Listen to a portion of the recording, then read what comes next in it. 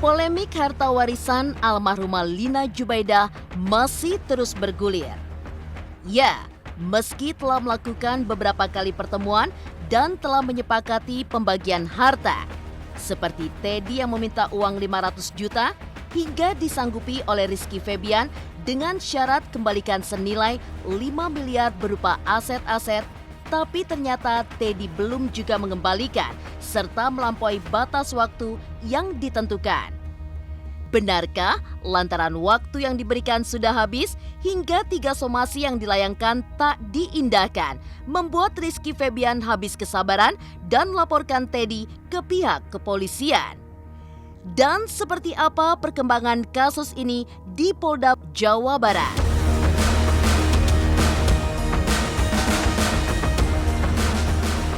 Pasca dilaporkan, pihak Teddy pun akhirnya buka suara hingga kuasa hukum Teddy pun mengutarakan kekecewaannya. Sempat meminta tenggat waktu yang ditentukan hingga meminta adanya perdamaian.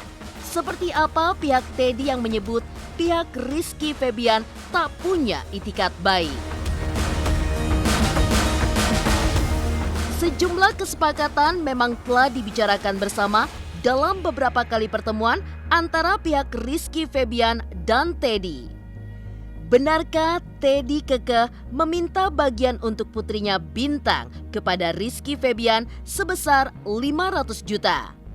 Lantas, seperti apa pihak Rizky Febian menanggapi hal ini? Pemirsa, bersama Intens Investigasi, kami hadirkan kabar terkini, terpercaya, dan teraktual. Tetapi sebelumnya, jangan lupa untuk like, subscribe, dan juga share channel YouTube ini.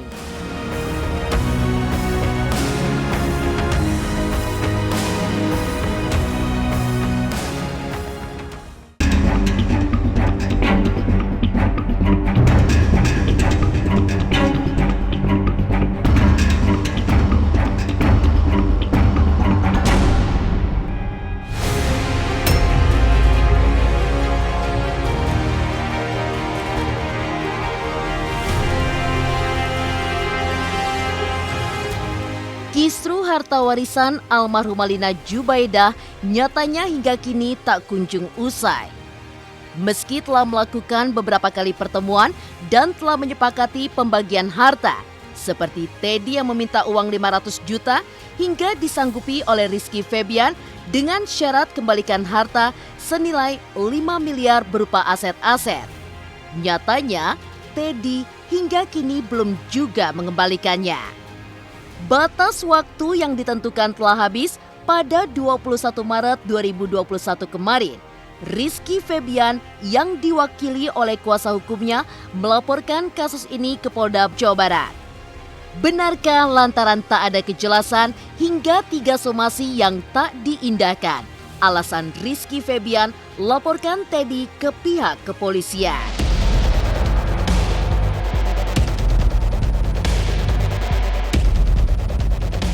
Di dalam surat kami kasih waktu 14 hari sejak hari ini.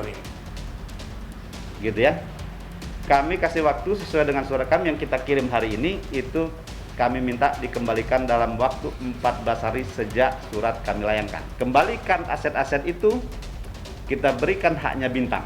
Jadi apa yang sudah disepakati, apa yang sudah dijanjikan, nggak ada pelaksanaannya, nggak ada kejelasannya. Ya akhirnya kita memilih lapor dulu. Nah biarinlah nanti diungkap di kepolisian. Kan di kepolisian juga bisa ada, mungkin bisa ditempuh mediasi. Ada sebagian yang minta waktu, ada sebagian yang bisa diserahkan. Nah semestinya yang bisa diserahkan ini, serahkan aja dulu. Jadi jangan digantung. Nah jadi apa yang sudah matang dibentahkan lagi. Setelah itu juga memang pengen ada, maksudnya obrolan lebih serius lagi mengenai hal ini gitu. Karena kan pada awalnya juga ketika memang sudah ada haknya dari bagian untuk Dede Bintang, kita tidak pernah menahan-nahan, kita juga tidak pernah untuk menghak-hakkan itu hak kita semua. Pada dasarnya saya ulangi sekali lagi, saya hanya ingin melaksanakan tanggung jawab saya, meneruskan tanggung jawab dari almarhumah mama, menyelesaikan masalah yang ada, terus juga yang pastinya juga ingin semua permasalahan ini selesai dengan baik.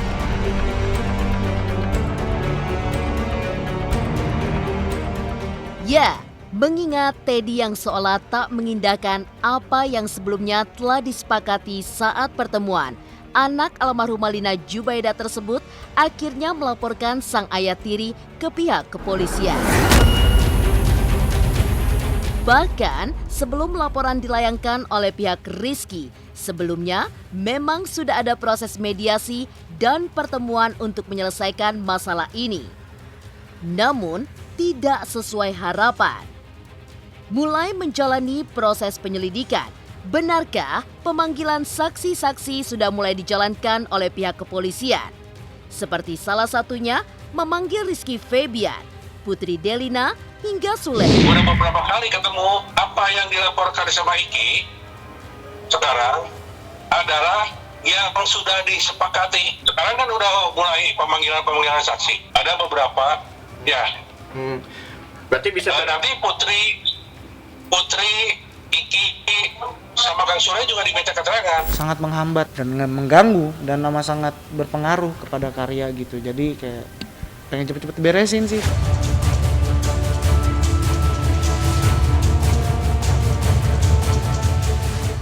Pasca dilaporkan, pihak Teddy akhirnya buka suara. Sempat meminta tenggang waktu yang ditentukan hingga meminta adanya perdamaian, seperti apa pihak Teddy yang menyebut pihak Rizky Febian tak punya itikat baik. Pemirsa Intens Investigasi, jangan lupa untuk like, subscribe, dan juga share channel YouTube ini. Halo, jangan lupa saksikan Intens Investigasi di YouTube. Jangan lupa untuk like, komen, dan juga subscribe.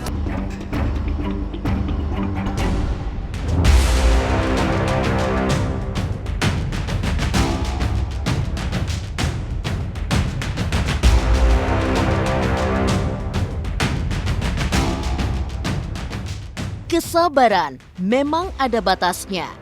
Hal itulah yang dirasakan Rizky Febian kepada bapak sambungnya Teddy Pardiana, hingga Rizky pun melaporkan Teddy atas dugaan penggelapan aset.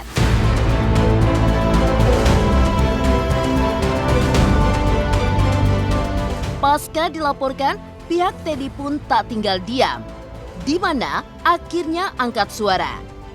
Diwakilkan oleh kuasa hukumnya, benarkah Teddy justru menganggap Rizky Febian tak punya itikat baik lantaran sebelum adanya laporan akan diadakan pertemuan soal perdamaian? Dan seperti apa pula tanggapan pihak Rizky Febian melihat pernyataan pihak Teddy soal Rizky yang tak punya itikat baik?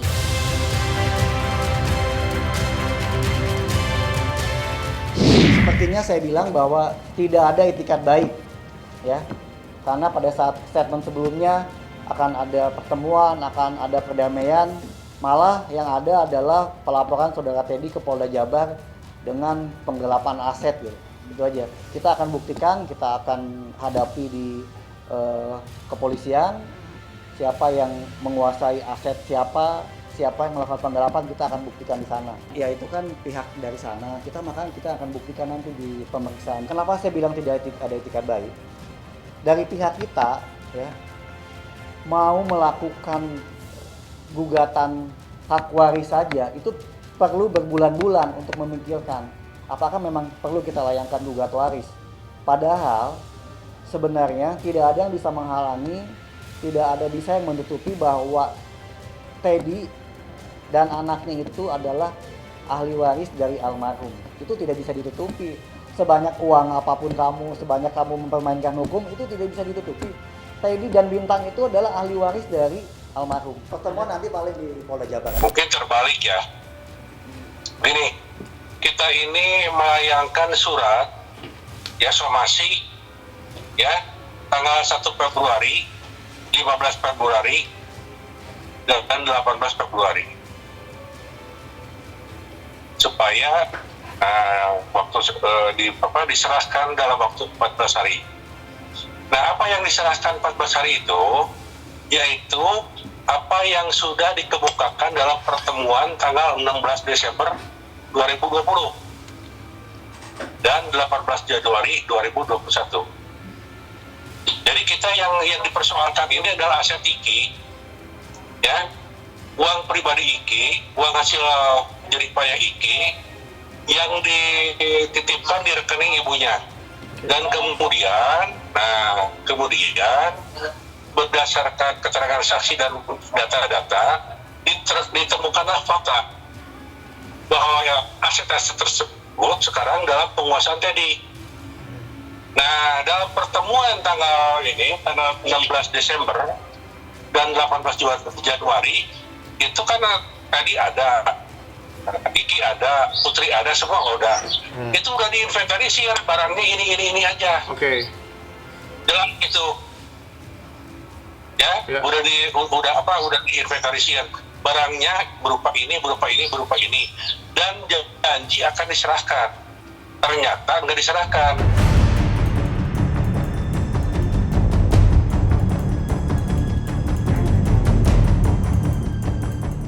Pemirsa Intens Investigasi, secara terang-terangan pihak Teddy memang mengakui bahwa anak sulung Sule ini tak punya itikat baik di saat Teddy yang menginginkan perdamaian tanpa lewat jalur hukum.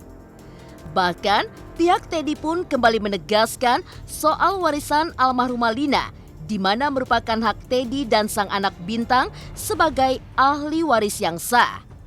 Di sisi lain, suami almarhumah Lina ini juga masih mempertanyakan kepada pihak Rizky soal amanat almarhumah Lina yang ingin mengumrohkan orang-orang yang pernah berjasa dengan almarhumah.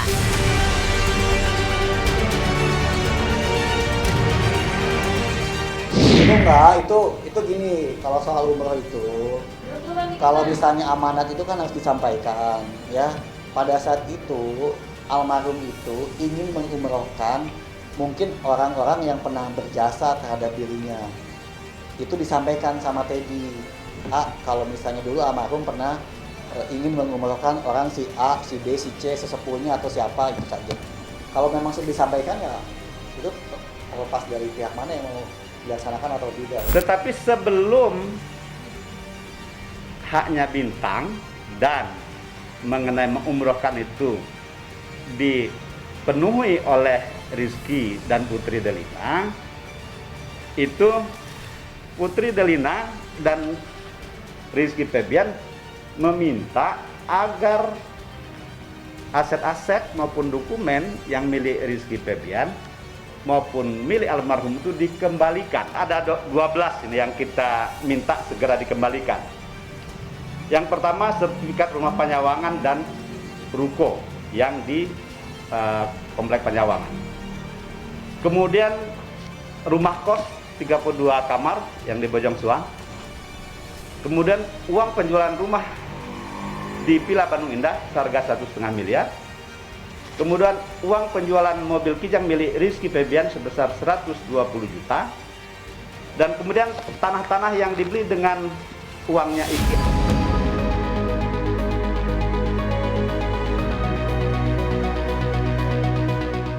Sengketa anak tiri dan bapak sambung, Rizky Febian dan Teddy Pardiana makin panas. Sempat meminta hak sebesar 500 juta dengan alasan untuk Bintang yang merupakan ahli waris almarhumah Lina Jubaidah. Lantas, benarkah menurut pihak Teddy bahwa haknya sebenarnya justru lebih dari 500 juta? Pemirsa Intens Investigasi, jangan lupa untuk like, subscribe, dan juga share channel YouTube ini.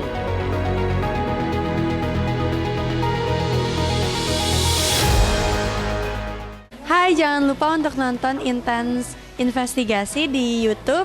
Jangan lupa like, komen, dan juga subscribe.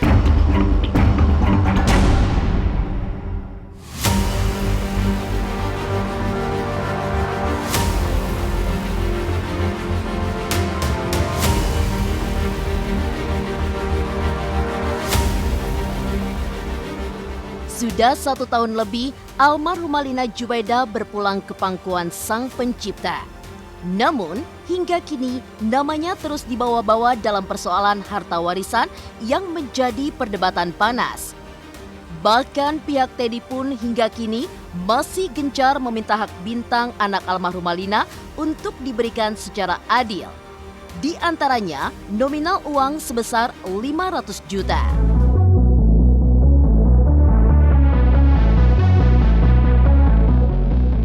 Lantas, bagaimana reaksi pihak Rizky Febian mengenai polemik uang 500 juta ini?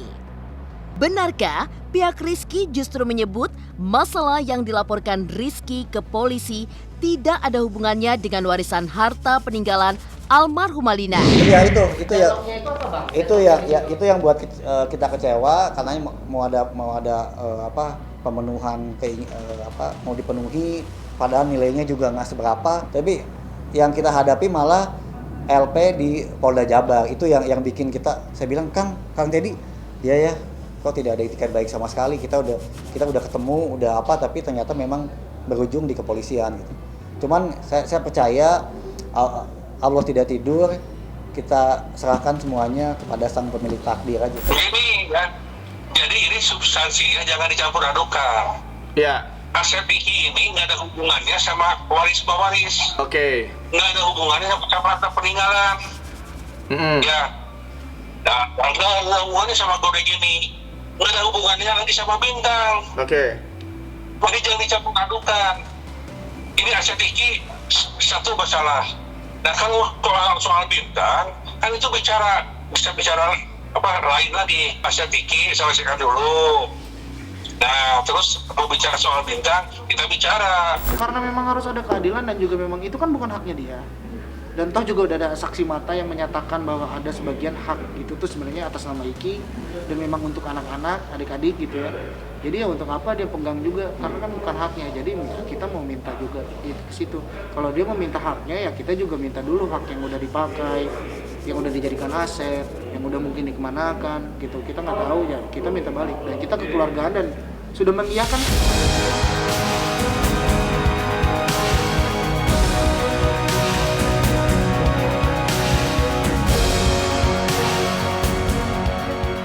Kecewa, itulah yang terlontar dari pihak Teddy ketika mempersoalkan uang 500 juta yang dianggapnya tak seberapa, di mana tak dipenuhi oleh Rizky Febian.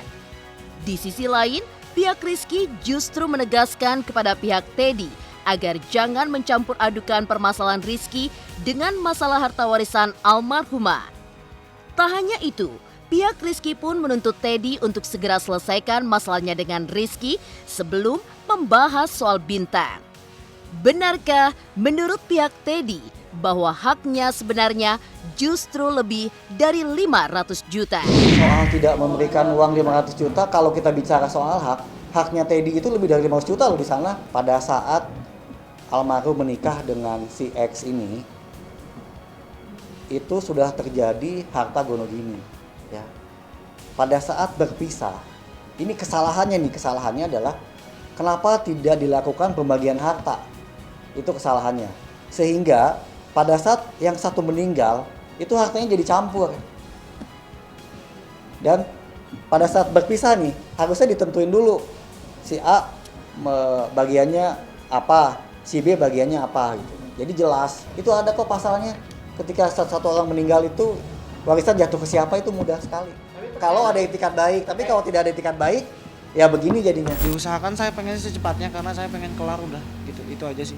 Kalau saya pengen cepet-cepet kelar gitu karena ini udah dari kapan gitu, kasihan mama saya terus jadi jadi dijadikan ajang permasalahan seperti ini gitu yang tidak seharusnya dipermasalahkan.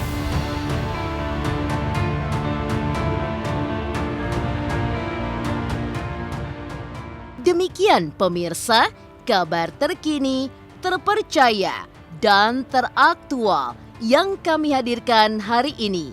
Saksikan terus Intens Investigasi setiap hari Senin sampai dengan Jumat hanya di YouTube channel. Pastinya jangan lupa untuk like, subscribe, share, dan juga komen channel Intens Investigasi.